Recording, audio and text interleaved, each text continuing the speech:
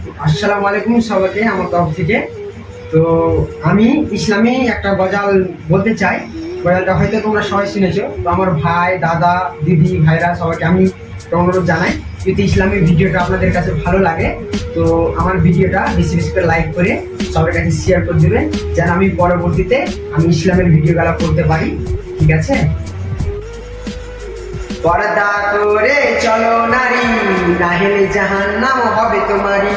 পর্দা করে চলো নারী, নাহলে জাহান্নাম হবে তোমারই। বাঁচবা কদিন দুনিয়াতে তুমি একটু দেখো চিন্তা করি। পর্দা করে চলো নারী, নাহলে জাহান্নাম হবে তোমারই। দুনিয়ারি ধোকায় পড়ে খোদার হুকুম গেছো ভুলে। দুনিয়ারি ধোকায় পড়ে খোদার হুকুম গেছো ভুলে। কি জবাব দিবা মরার পরে একটু দেখো তুমি চিন্তা করি। পর্দা করে চলো নারী, নাহলে জাহান্নাম হবে তোমারই। ভাবছো তোমরা মনের পানে শান্তি পাবে খোলা জলে।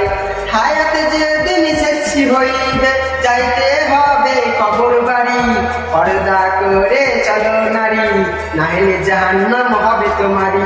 সাত কাটিনের জামা পরে ঠোঁটে গালে আলতা মেখে রূপের ব্যবসা করে চলবি, এটাই তোদের বাহাদুরি। পর্দা করে চলো নারী, নাহলে জাহান্নাম হবে তোমারই। পর্দা করে চলো নারী, নাহলে জাহান্নাম হবে তোমারই। জান্নাতের আশা করো তুমি, জান্নাত কি তোমার শ্বশুর বাড়ি। পর্দা করে চলো নারী, নাহলে জাহান্নাম হবে তোমারই।